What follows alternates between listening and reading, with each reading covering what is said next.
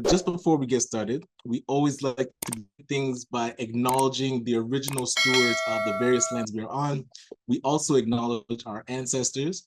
We acknowledge all those who toiled without compassion or compensation. We acknowledge all the elders and community stalwarts we stand on as we build, share, and learn together for our collective liberation and sovereignty. Pleasure with you as moderator. My name is Ryan Knight, one of the co-founders of the Afro-Caribbean Business Network.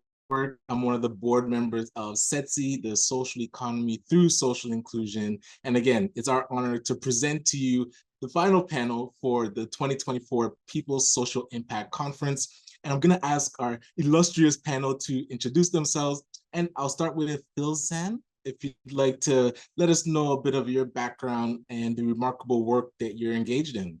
Yeah, thank you, Ryan. Pleasure to connect and join this panel and share this virtual space with you all. My name is Filsan Farah. I'm a program leader of VERGE Capital with Pula Nonprofit Network located in London, Ontario. And I've been in this role for almost 2 years now. Deeply passionate about community finance and just ensuring that the ecosystem continues to thrive and stay connected. Wonderful. And it's great to have you here with us. And I'll go to Michelle next, if you want to give a bit of your background on the work that the remarkable work that you've been doing as well. Sure. Hello, everyone. Michelle Baldwin, and I'm a senior advisor with our transformation team at Community Foundations of Canada. And I've been there for about 3 years, and Community Foundations has 207 community foundations that are part of it. And this particular work is really about unlocking the potential to transform capital and community philanthropy for better futures for all. And so that framing is really about how do we transform power, how are we transforming mindsets, how are we transforming futures. So I bring that lens, and then I also teach governance leadership ethics at Huron University College, which is a lot of fun to augment with that because we're exploring different governance structures, but have been weaving in tech, philanthropy, and systems stewardship into the work that we're doing. So excited to talk about community finance because community foundations have the potential to be community finance intermediaries, and many of them are playing that role. And look forward to being part of this incredible panel, who many of them I already know. So excited to hear what they share. And again, we're really honored to have you here with us. And I'll go to you, André, next, just to get a bit of your background and the work that you're already engaged in. Yes, hello, bonjour, namaskar, André, Vashist. I'm in a very lively household today, so there's some kitties in the background. I apologize. It's a day.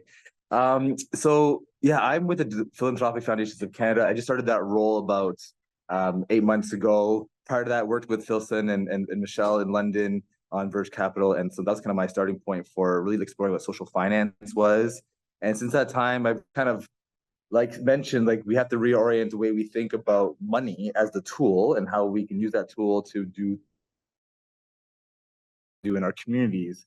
And so the work around community bonds and impact investment funds, intermediaries, developing nonprofits to be more entrepreneurial, all that kind of work has been very interesting to me. And I look forward to talking more about that. Excellent. And we really appreciate you being here as well. And to round out the panel, we'll have Otis, if you can give us a bit of background on the work and the roles that you have with Access Community Capital Fund. Thank you, Ryan. Good day to you all. My name is Otis, and I'm the Director of Programs and Partnerships at Access Community Capital Fund. I've been in this role at Access for a few years, but overall, I'm going on 9 years with Access Community Capital Fund, and where I oversee the client-facing programs where we help with emerging entrepreneurs who are underserved, who are facing challenges getting off the ground, with the training and the mentorship and the financing that they need to get their businesses launched so that they can realize their dreams and their potential for creating and improving income for themselves and their families. And in this role as well, I oversee collaborations that are mutually beneficial to organizations that we partner with and collaborate with, but also for the betterment and adding value to the services that we provide to our clients. Right. And I love that you oversee the collaborations. Would love to start kind of there for the conversation. Which collaborations or which initiatives would you love to see more of to amplify the work that you're currently doing? There's so many great collaborations that are already happening in the ecosystem and in the work that we're doing, where we reach out and other folks reach out to us as well in terms of creating those meaningful collaborations so that we can add value to what each other's organization's focus is about, but also with a common purpose for empowering those who are underserved, those who face these traditional barriers to realizing their potential as entrepreneurs. Barriers around financing, where many of the traditional systems that are in place do not work so much as advancing and promoting and enabling the individual's goals and the models that are set up around what is in traditionally sort of more risk-focused type of evaluation when it comes to assessing individuals and reviewing what their plans are and what they have or don't have. That seems to be sort of prevalent. But the work that we do in collaborating with the likes of Alterna Savings that help in sort of facilitating some of the financing that we have going on, that it really puts a focus on the community and how we can leverage the community assets, and looking at shifting the models that we and the lens that we view individuals as they come to us and seek help, because sometimes we're the last resort, and sometimes because they've gone elsewhere and they've been told no, or they've been told we can't really help you here. So those are some of the meaningful collaboration, and also everyone in the ecosystem as we work with other lenders, Futurepreneur, ACBN, sort of coming together to recognize the gaps that exist and trying to remove them. Right. We appreciate that. And yes, we've been engaged with Access for it's almost 10 years, which is amazing, as an entrepreneur and as a nonprofit. So Michelle, would love to go to you next, as I feel like the Community Foundations of Canada is like the embodiment of collaboration, since there's so many offices across Canada. But would love to hear from you collaborations that might be important or initiatives coming up that could really amplify your work. Sure. Well, maybe one to start with, because we're talking about Catalyst Community Finance, is really seeing that there's this opportunity to kind of center place. So community foundations are very much geographically about place, although we're starting to see some beautiful examples of equity focused community foundations as well. But in the context of Catalyst Community Finance, which all of us are really connected to in some way, I'm on the stewardship group. We've been trying to, work through these opportunities to really enhance the ecosystem of how you start up and scale community finance organizations. So we have them in urban settings, rural settings, northern community Canada. And so this is all about collaboration, because there's some like VERGE Capital that have been around for a while, and then new ones that are starting. So how do we, create that learning between the communities? So we've been working through convenings around community finance and learning communities, creating tools and different ways for that sharing to happen. And then some work around advocacy as well. And so I'm not going to forget to do this, because I know that we have a convening coming up in May. And so just want to make sure people know that we have this amazing in-person gathering, May 29th to the 30th in Saskatoon, bringing folks who this might be work they've already been doing, or those who are really curious through Catalyst Community Finance. So that's one collaboration. And maybe the other I would share that is another place-based community finance example is 7 Gen Cities. So CFC has been a partner in that as well, because we really believe in amplifying the work that's already happening rather than having to start lots of new pieces. And so there's some work work within that of exploring how the future of social and civic infrastructure financing.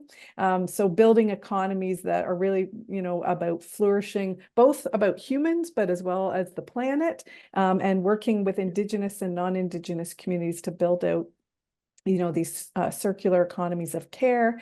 And so it's a really an amazing example of really exploring that in the context of Indigenous and non-Indigenous relationships. And I can provide more information, but I'll stop there.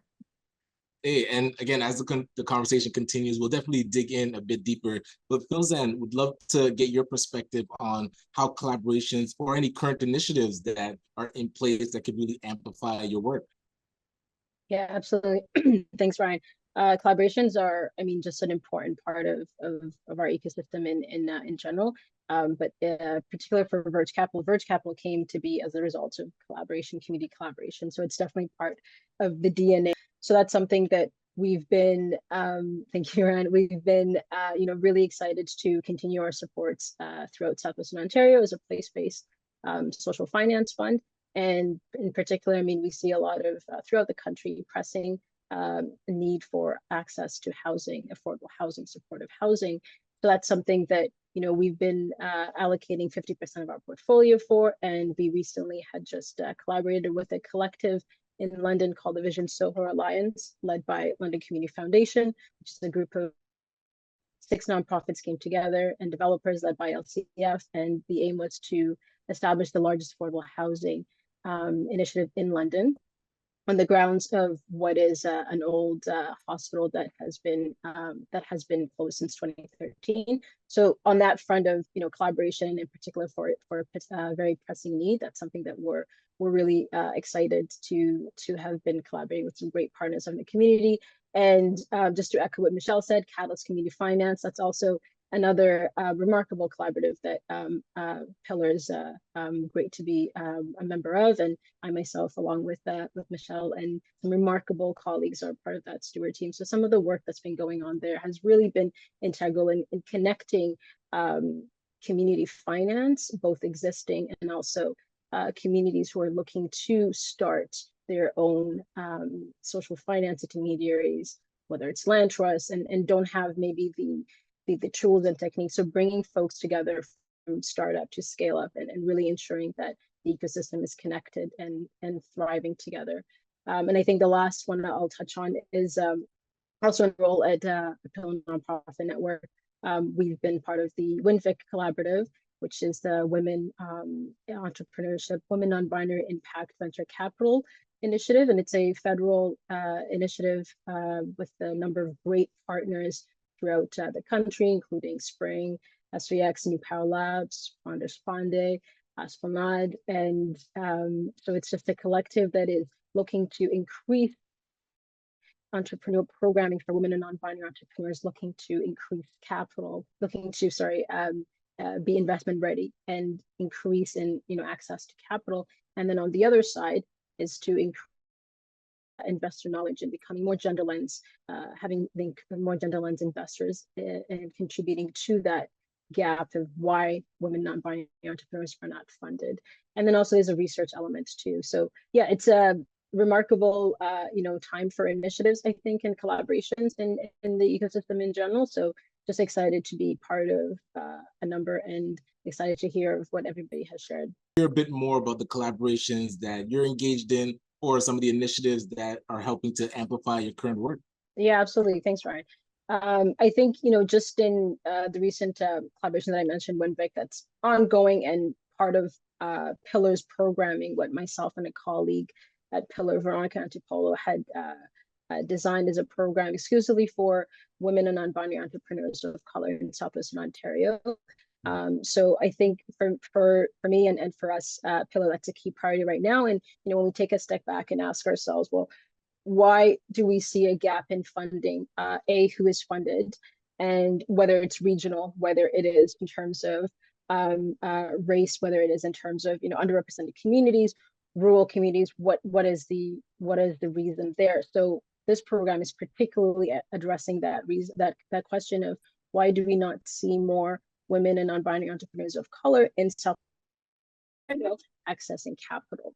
So really, it is a series of workshops that meets entrepreneurs where they're at, connecting them from the very foundation level of business, foundations of financials, and I think a lot of times we have this big gap in when entrepreneurs apply, and this is what I see sometimes on my side at Verge, that not everybody has that access to what it means, what documents you need, and what things that you need when you're looking to investor. So meeting entrepreneurs where they're at and helping them in that journey to, hey, these are all the technical tools and knowledge that you will need to get you in a better place when you are accessing capital. And I think the last thing I'll say on that too is pushing ourselves beyond just capacity building, because I think we see a lot of programs, particularly for women of color, that are just in capacity building and then there's nothing after.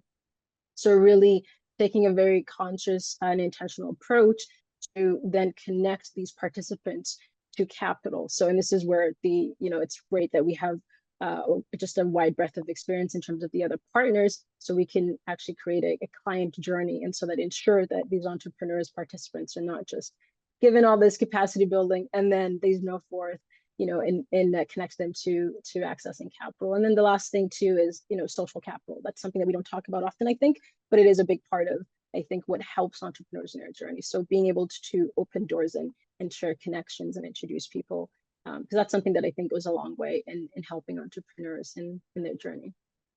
Yeah, and the fact that so many things have to happen parallel, it's a testament to your work, because it's difficult to do each thing. Getting a person investment ready, actually preparing the capital, and then having both ready when the entrepreneurs are ready. And Otis, I know this is something that Access, I don't want to say struggles with, but has to balance, where how much do you help entrepreneurs get ready and going out and preparing to get capital. So we'd be curious some key priorities that you're currently working on that helps really move. So I really began, the roots of Access began with focus on facilitating the lending and the business lending side of things. But then over the years, we found that even those who are coming to access their lending were not quite ready yet in terms of having all the necessary plans in place, the understanding of the concepts, the cash flows and all of those, that the whole package that one requires to have. And so we started to build a system of supports around that, in actually helping to empower the individuals with the knowledge. So with the training and the mentorship now coming as part and parcel of that, so that when they come through the door, they or reach out, we don't leave them hanging or say we can't help, but go away and come back. So we started to really frame the programs that help them to put all of that in place, and so help them right from the beginning. As Filsan said, meet them where they're at.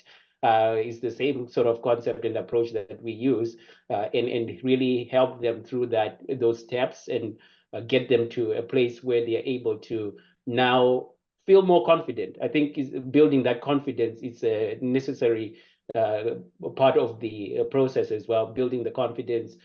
Some are coming into business without any foundational knowledge at all, so they're accessing some of this information, which can be intimidating at times. So really trying to make sure that it's accessible enough for everyone at all those different levels, that they are able to comfortably go through, learn, and then be at a place where they can say, I'm ready. I think I'm ready now and take away some of the sort of the scariness around financing, because when you talk about financing, when you talk about money, when you talk about borrowing, that can really put off a lot of people, and everybody's scared because, and we are working with people with lived experiences. They've experienced life that has probably put them in a place where they've met some challenges that have held them back, where the traditional system that we operate within isn't as nimble enough or as flexible enough to take into consideration some of those things.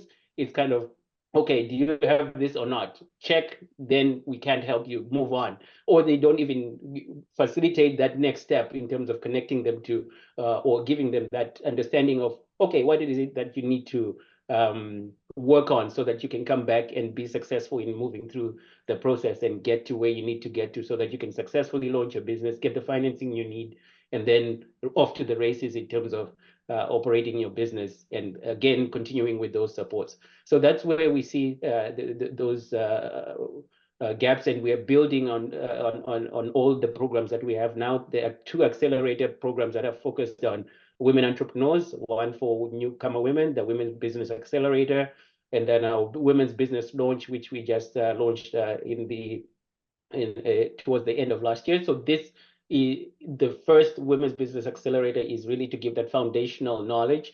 And then the Women's Business Accelerator is taking those who have actually built on that foundational knowledge, and they're now ready to launch by providing additional support so that they can, feel confident enough to get out the door. And then now a Small Business Accelerator that helps everyone else in terms of whether you're male, you're female, and really want to get the essence of how to refine your plan, think through your idea, and get the financing that you need so that you can start your business.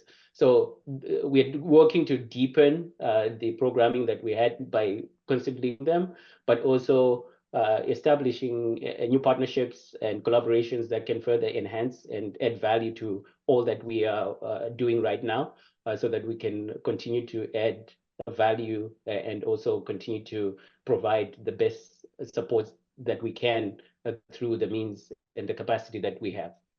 Excellent. And I love how you're placing the blocks along the journey that entrepreneurs need to go through. So at every step, or no matter what stage they're in, Access is able to support them in that step and get them to the next milestone. And Michelle, would love to come to you next to talk about, you mentioned the consultations that you're going to be doing across Canada, but I'm curious some other key priorities you're working on that we can be aware of so that we can be engaged in supporting you going forward. Sure, thank you. Oh, it's hard to choose because there's just so many amazing things happening. And I just got to give a shout out, like 80 people here on a Sunday to talk about community finance. That's just amazing. So shout out to Setsi and all of those who made this possible. And, in the spirit of collaboration, like it's just, I think it feeds well into one of our priorities, which is learning in networks and how are we a part of that. So if we think about community foundations, we know the unfunded report showed that, community finance and philanthropy isn't funding Black communities at the level that we could be, as one example. And so I think part of our work within the transformation is to be weaving into those conversations and to be talking about how do we leverage the 95% of a portfolio within a community foundation or within philanthropy to do good. And so we often get, talk a lot about the granting side, and there's amazing things happening in that space as well. But there's this incredible amount of money sitting there that could be harnessed for community finance and to be really centering the communities most impacted to be making the decisions around what that looks like. So I guess a priority, and I can share in the chat, I love the community finance explainer that was in the Future of Good, kind of dives into what community finance is. So, a dream and a priority for me would be that every community foundation is thinking of themselves as an investor in their community that can really unlock things that the community sees as the need. So there's lots happening around affordable housing. When I used to be connected in with VERGE Capital, we were able to do a community bond to purchase a building. And there's just a sense of social cohesion and community that comes from that happening. So the priorities being, these learning and networks, talking through equity and sovereignty, really thinking about how do we center community, how are we looking at the business model of philanthropy in new ways. And then another area that I get to work with Filsan all the time on is around Reimagining Power Project, which is looking at the Web3 and emerging technology space. space, and how can decentralized autonomous organizations, and how are we enabling, how is blockchain enabling new ways of being able to mobilize, distribute, and invest money in new ways. And so so that's another project where we're actually doing some experiments, and it's very emergent. So we don't have the answers yet, but we have some really amazing opportunities. And emerging technologies was something I used to run away from. So it's only probably the last 3 years where I feel like I'm trying to get my head around Web3, blockchain, and AI, and not from a place of being technology first, but how are we human and planet first, and what is the technology enabling? And then maybe my last one might be transforming capital. We have a peer group that's been getting together to think about, like, how are we supporting each other and bringing some of the innovative ways or ways that we're not doing so well, and talk through those in a peer setting, and really talk about where is philanthropy falling behind, where are those opportunities for collaboration and innovation. And so we have a group. So these things that I'm talking about, whether it's the Web3 Reimagining Power Project, the Transforming Capital, these are all open to anybody who might want to be part of it. Or if you're hearing something where you're like, you should be hearing about what I'm doing, I'm all ears. Love that. And again, the work that you're doing with the Community Foundations of Canada was so pivotal in the rollout of the Investment Readiness Program, and really want to thank you for being able to take on such a monumental task. But I'm curious some of the learnings that you had from that, because I know through the Black community, we're working on building that infrastructure as well. You were pivotal in being able to coordinate with the foundations for Black communities to have that direct type of financing for the Black community with their social enterprises. So now, as we start to continue that momentum and build out infrastructure, I'm curious tips on coordinating across Canada and different geographic areas, like things that you've learned and things that we can take away to follow that path and that blueprint. Oh, I love that question. Well, when I came into CFC, a lot of that work was actually building, but I remember being on a call with Victor and others about that next step, and it's pretty cool to see where it's going. And I just met with one of the program coordinators from our team that's working bridging CFC and Foundation for Black Communities, and I asked him that exact question, like, what has the learning been? And I think that when you have those kind of partnerships and you see how the Foundation for Black Communities in this situation have been using, I don't know if I'll have the right words, but I'm going to call them community circles, like, that are making these decisions. This is, this is how you really do center the community. And so how would community foundations be doing that in deep, meaningful ways? Yeah. And so I haven't been like in the day-to-day piece of it, but I think that when the learning comes back into Community Foundations of Canada, how can we help to be like a voice to share that out to community foundations in the ways that FFBC wants to see that happen? So I'd be excited, for I know what's happening, and more that we can be doing. So thanks, Ryan, for raising that. I appreciate it. And Filsan, would love to kind of hear from you, your thoughts on the future of community finance, and with the work that you're doing and things that you're seeing get to start, where do you feel the future is going? And optimistic or pessimistic, we're always open throughout the whole conference. We've gone on both sides. So curious to get your perspective. Thanks, Ryan. That's such an important question. I'm an optimist by nature, but definitely particularly optimistic about the future of social finance in Canada. I think we are at such a really important time where we see, not only do we obviously have the momentum from the government participating in the social finance fund, being a reality now, but we have such a great, I think, perspective and expertise that are shifting things in terms of the community. So some of what Michelle had mentioned, right? The importance of FFBC being there at the table now and bringing a different perspective. So when we're talking about things like community, like how capital is being given, Ubuntu practices. So I think there is, throughout the ecosystem, I think there's such a we have people who are, I think, bringing a lot of shape, bringing a lot of perspective, and bringing in things that might have been not seen as traditional, social finance as the ecosystem emerges, but really coming from people's lived experience.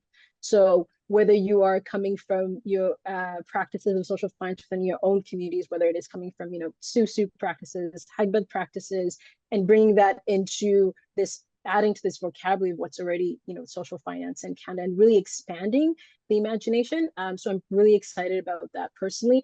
I'm also really excited and motivated when we have so many convenings, spaces like this, and many more that are really bringing different minds, different experiences, different perspectives. And I think we all sort of walk away from these convenings with such a great, not only optimism and hope, but also a catalyst of, we all have, I think, new ideas each time. So it's always interesting when, when convenings happen. And then I always think about the conversations that happen after that lead to initiatives and that lead to more things emerging. And Michelle mentioned the work that Michelle and I are privileged to be part of a DAO called Reimagine Power. So really also interested in how that is going to add and amplify the impact in the ecosystem. And I think we are, geographically speaking, Canada, I think, has a lot to learn from other geographies. And so really looking forward to how we can also even go cross-border knowledge sharing and how we can continue to grow the ecosystem. And, there's also been a lot of great conversations of entrepreneurs who I have been connected to at, and VERGE Capital, but are also thinking now, hey, well, we want to start a fund too. Like if we support, a set of entrepreneurs, well, can we do something like this? And I'm always like, absolutely. So being able to share that knowledge and give a roadmap and connect those people to a lot of the great work and initiative that a lot of folks are doing, and particular community, Catalyst Community Finance, which is really, that is the main aim, to continue providing knowledge and scaling and making it easier for folks to start up. Excellent. And thank you so much for that, Filsan. And Otis, I'll go to you next, just to get your perspective on the future of community finance and where you feel, even where access is going and things that we can follow along. Yeah, I think the future of community finance is bright. There is opportunities here where the investing for purpose less is and should be sort of at the front end of the spectrum instead of as an afterthought. And I think the impact of microfinance, and I'm speaking here from the work that we do with our clients and seeing how they are coming from a place of limited opportunities, barriers that they faced in accessing the financing, and being able to then be given an opportunity through community microfinance traditional system, where it takes a different outlook in terms of how we view and evaluate where they're at. We're not just looking at checking boxes. We want to understand where they're coming from. What are the things that they've gone through? What are those lived experiences that have brought them to a place where they are unable to tag onto the mainstream system? And why are they being shut out or limited from accessing the traditional financing through those systems? And that approach then helps us in terms of informing the decisions that are made in terms of approving, financing and facilitating their access to it through the work we do with Alterna as our, financial partner in that regard. So I think, when you hear the stories from individuals who have been traditionally told, okay, let's review what you have in terms of where you're coming from, credit report first, and well, your credit report doesn't look good, so the conversation ends there. Through the programs that we've been able to offer and through the work that I've seen us doing at Access, I've seen the hope for the future that individuals end up with when they realize, okay, there is an opportunity here where, yes, I need to work on certain things so that I can be prepared to launch, but there are other things that I could also get support with so that I'm ready to, get to a stage where I'm able to get the financing I need. Yes, life happens with everybody, but to hold it to them that's the reason why we can't give you the chance to realize your goal of starting your business, scaling your business, because of certain things that could be worked around. That's where I think the community microfinance has, the potential to really play a major role in terms of opening up the access to financing for many more underserved and emerging entrepreneurs who traditionally can't go through other systems that are in place. And so when I hear the stories from one of our clients, and I'll bring up where they say, you gave me an opportunity through this program, and now I went from receiving a T4 because when I was working, I was receiving a T4. Now, through my business, I'm giving out T4s because I've been able to now employ others. That's life-changing, right? There's nothing that is more rewarding to hear than that when it comes to and that's exactly speaks to the value that and the impact that community microfinance has. You're looking beyond what traditionally the system that is in place is designed to consider when evaluating and assessing the potential of these individuals. Because when you constantly are looking at what should traditionally just be things that focused on keeping them out of the system, then people lose hope, people lose confidence, because then they are just almost focused on, okay, well, I've got this idea, I can't really launch it because I've been told no before, and it's probably going to be a no again.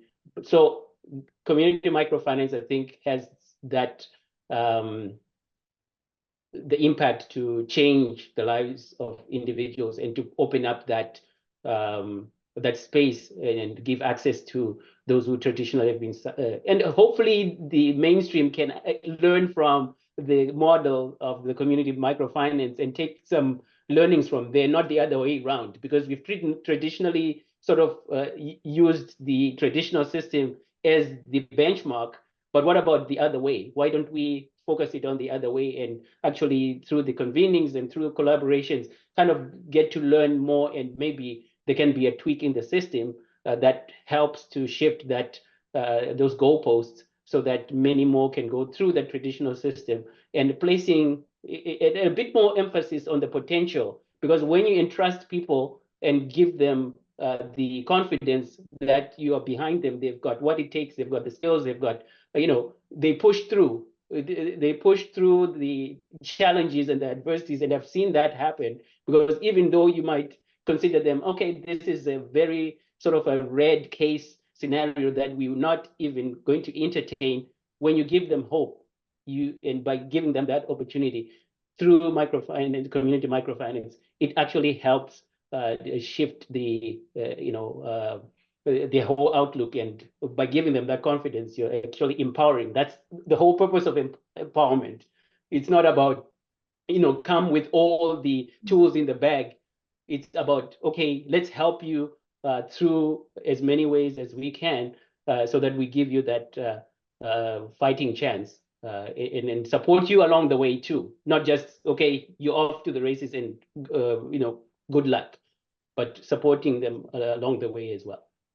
And I love that because it really resonates with the journey I went on, and Access being there to support me with the business at certain points when others were saying no. And then it's really, as you said, empowering. And one other thing, just before I ask you the next question, I do want to say that I'm proud of the work that you've been doing. I see you progressing through the ranks and becoming more influential and really supporting us as business owners, and also being a role model. I have a son, and making sure that we see more Black brothers like you really being that role model that we can aspire to. So following your footsteps, just wanted to give you your flowers before I forget, because you might not hear it from the entrepreneurs that you work with, but I hear it as I talk to entrepreneurs and I send them your way. So I just wanted to say thank you for the work you do, brother. Thank you, Ryan. And so the next question, you mentioned about trying to track the progress. So in terms of community finance, how do you feel about like impact measurement? And are there any promising models that are ways to track the impact that Access is doing that we could model? Yeah, I think we also still building that model for impact measurement, but using the proven systems in place. But when you look at what we have in place and you speak to entrepreneurs directly, you realize that it's not only about numbers. It's not only about talking about numbers and checking your traditional boxes of, oh, this is who we traditionally serve, which is great. But when you hear those lived experience like the one that I shared, it's not going to appear in any data that you're going to see, Exactly. coming out as it is. It's really about engaging more directly with those lived experiences who are facing the barriers, and not just the survey that's sent out and getting the data through there and compiling it, and then lo and behold, here's the report. But being able to engage at that personal, and someone just needed the confidence boost. Someone just needed the yes, you can do this. Yes, Yeah, how do you track that? How do you track that? Right. Yes. And so I think it should go just beyond the traditional models that are in place, which are great. But I think the human aspect of and I think that's what makes community microfinance great, is because being able to communicate and to talk through things with real people and not just seeing them as numbers, and then sending a report every so often, every quarterly, every annually, compile whatever you need to compile. But it's being able to really connect and hear the stories, in the front row seat from those who are experiencing those challenges on the ground, and really tracking that journey that in many ways cannot be quantified, but can only be sort of brought to light by their experiences as they go through from the initiation of the idea to where they end up, or in checking with them throughout the process. So not leaving anyone behind, and helping them along the way. We want to create systems that help create generational wealth. This is not just about a paycheck that they get from their venture or from their part-time. We want to make sure that Canada benefits whether it's the local economy and the national economy, but more importantly, it's the individuals and their families that create that generational wealth that's going to last beyond just that individual, so that it begins to create a ripple effect that's going to really make Canada more prosperous, from the diversity of ideas and the diversity of individuals that have come together and are working towards a common goal and purpose. And Michelle, would love to come to you next to get your thoughts on, of course, the importance of impact measurement with community finance, and any promising models, or maybe models that community foundations of Canada are using that are promising in the ways that you track your impact. Well, I think when I think about impact measurement, I think about even just what's been happening here with Otis sharing some of the stories.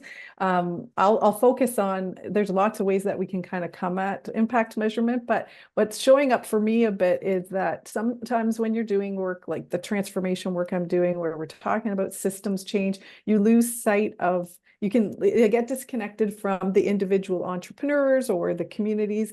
And so I think just the importance of those individual stories that are collectively like weaved together in order to tell the impact of, whether it's like a fund or an organization that's trying to do something. So one of the threads of work that we're doing in the transformation work is called storytelling and narrative shifting. And we have 4 storytelling fellows. And we developed this program 3 years ago. I had this amazing student, Matson Kitamisi, who helped to dream this up over a summer role. And now we've had, this is, I think, 7 storytelling fellows who are who are helping to really amplify those stories. And we have one right now who's focused on transforming capital. And so something I haven't said yet that would fit with impact measurement is when I was presenting and sharing to about 40 Latin American community foundations in December, they kindly nudged to say, I think your approach, it feels like it's like very centered around financial capital. So how are, and even though I know like social infrastructure, we've talked all about these words, but just getting right down to like, how are we looking when we think about impact measurement or community mobilizing capital, both social, financial, political, narrative, cultural, and technological capital. And I'm sure I'm missing some, but just really looking at all those. And when we think about impact measurement, how do we leverage that? So for me, the stories that come from those communities that are those individual stories, I think are just so imperative. And we see that happening within community foundations. And so one great example is Edmonton Community Foundation has done some really good storytelling with the Somali community, but recognizing that stories don't always need to be in perpetuity either, because there's times where they serve a community and there's times where they don't. And so I think, yeah, I'm on my own journey to really think about impact measurement, storytelling, and narrative shifting, and what will that look like if you're really centering equity and sovereignty, and who gets to tell stories, and what is the time and the pacing for that. Yeah, and I noticed when we talk to entrepreneurs and social enterprises, when they're telling stories, there's nuggets that you can pull out that you can track, but you only get to hear about it through the full context of the story. So the way approaching getting people to tell their stories, I think, is remarkable. And Filsan, would love to hear from you, either your perspective on how you track impact measurement or different trends or even promising models that you've been using with VERGE or the work with SVX. Yeah, thanks, Ryan. So at present, VERGE is aligned with the SDGs.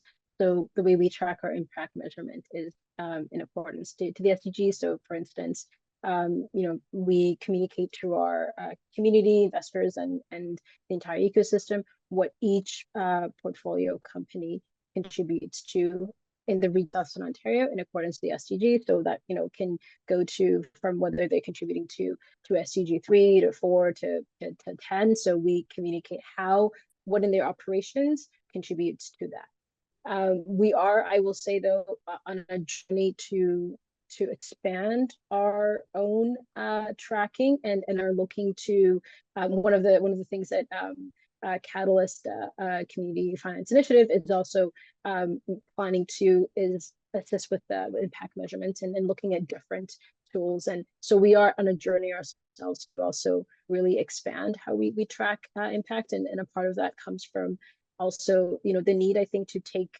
into account different measurements, a lot of things that are not in the current measurement. So a lot of what has been said by both Otis and Michelle. So really the human element of things. And I think I'll say this, like personally, I think it's important when we're talking about impact to ensure, and I think this speaks wider to community finance, we have to, as we grow, ensure that we are not forgetting our roots as community and becoming traditional in the sense of identity wise, and forgetting that, hey, these are the ways that we're very different from traditional finance. It's great to take some elements of traditional finance and also replicate that in the ways it serves the community. But I think when we talk about impact measurement, I think it's really important to look at different communities. So how do different communities, and how have many oral communities for so on, how there are ways that they've been tracking the impact from generation to generation. So how can we take that, and obviously storytelling being a core element, how can we take that, because we are working with communities and serving communities, so how do we take that then and then mix it with what systems we currently have in place? I think there's a lot of room for imagination left, and I think I'm excited when we talk about impact measurement. It is definitely a confusing field, and there's different frameworks now, but I'm excited when we talk about impact measurements and add in the element of who is saying this story and who is it coming from, and adding the storytelling aspect to the said tools that we have. So yeah, definitely, in short, we are in a journey and looking forward to be open to understand our learnings with others. Wonderful. And as we start to wind down the conversation, Otis, would love to get even some closing thoughts from you or calls to action for the audience that we can do to support the work that you're engaged in. Yes, as they say, it takes a village. And as the age-old African proverb says, if you want to go fast, go alone. If you want to go far, go together. So I think we want to create meaningful collaborations. We are not, as in the sector, out to compete. We're here to serve the common good. So I think many of those collaborations that can be made and come together in order to reinforce and to really create more capacity and add more value and create a deeper impact. I think that's where we want to see many of us coming together in the space so that we can help shift those, remove those barriers, build those bridges, and create more space for everyone to reach their potential, to really flourish in using their talents and their skills, and by giving confidence, by supporting them throughout the journey in whatever capacity we can. So bringing all of our capacities together, not in a competing type of way, but in a more collaborative and focused on going together as opposed to going fast, and really serving to ensure that we are all aligned in creating that space to allow individuals and their families to thrive and to really create that generational wealth and continue to live the life that they've imagined and even beyond. Excellent. And Filsan, I'd love to come back to you just to get your closing thoughts and any calls to action for the audience that's here so that we can keep engaged with the work that you're doing. Yeah, absolutely. I mean, I think in terms of first thing that comes to mind called as the call to action, just just be involved, take part in any way you can, any capacity. Community finance, community is the heart of everything. So, that can be in different ways, whether, we talked about, Michelle mentioned community bond early on, whether there's a community bond taking part in your community, you do have the opportunity to support that, whether it's coming on as an investor. And I think when I talk about investor, I think we have a lot of preset conditions and understandings of who's an investor. So what I'm really interested in is changing who's an investor, because everybody in the community can be, in some way or another. So just being able to take part, reach out. Anybody who's interested, I see some folks who are interested in the DAO that Michelle had mentioned. So welcome, please join us. We're more than excited to engage and go on that journey together. And I think volunteering as well. I think for, there's always different opportunities to knowledge share. I have the privilege and honor to volunteer with Access Community Capital. And everything that Otis said is absolutely true. And with the entrepreneurs, it's really unlike any other program I've seen. But on the flip side, volunteer, there's so much that I've learned personally from that role. So I think there's also a lot to be said on that side too, as the importance of volunteering and staying connected. Amazing. And again, we really appreciate you being here to give us this perspective. And Michelle, we'll close out with you just to get your thoughts on the future of community finance and closing thoughts and calls to action that our audience can take part in the work that you're doing. Well, maybe the call to action, I feel like when I look at the crowd, I'm like, okay, there's so many amazing people here. And so, the call to action is probably, like what is, how can we make sure that we're really hearing the voices of those who have joined us today? And so feel free to reach out. Of course, join us if you can for the Catalyst Community Finance Summit in Saskatoon, or there's other ways to weave into the work for sure that you don't need to be there. And if you feel like, oh, this community finance space sounds a little bit nebulous, it is. Like, it can feel like it takes a bit to get our head around because there's so much that that can include. And so so feel free to jump in and just come be part of it. And I had somebody say to me the other day, I think it's fitting for community finance, and I see Charles from Technology Helps of access to be part of these spaces around community finance, or whether it's, you know, some of the super benefit DAO, like how are we helping to change access points, and like in my case, making sure that there's ways for those pathways to happen that are more just more inclusive. And so so if I think about the work I've been exploring in the emerging technology, I know there's amazing work happening around how we use it, but I'm actually more interested in how we get amazing people like who are on this call shaping it, because as we know right now, there's so much bias in these different spaces. And so how can we get people who are bringing a real social justice, heart-centered approach, and, you know, centering planet and humans into that space, so that we can make sure that these very, you know, these opportunities and disruptions of technology are something that we can harness and shape together. Amazing. And again, as we close, I would really want to say thank you to the almost 100 people that joined us for this session on a beautiful Sunday, the last panel of the 2024 People's Social Impact Conference. And we have our closing address at 6 p.m. Eastern. All those that are here, please join us at 6 o'clock to close out with Shady from the Association of Friendship Centers. And also, yes, we also want to close the way that we began, in acknowledging the original stewards of the various lands that we are on. We also acknowledge our ancestors. We acknowledge all those who toiled without compassion or compensation. We acknowledge all the elders and community stalwarts whose shoulders we stand on as we build, share, and learn together for the collective liberation and sovereignty. Thank you again. It is not lost on us, you taking your time to be with us this Sunday afternoon, and we look forward to seeing you at the 6 o'clock closing keynote by Shady. And again, thank you to our panelists, really enlightening conversation. And I would say the people being here is testament to how important community finance is. So for your perspectives and your calls to action for us to be more engaged. So thank you so much, everyone, and we'll see you in a few hours.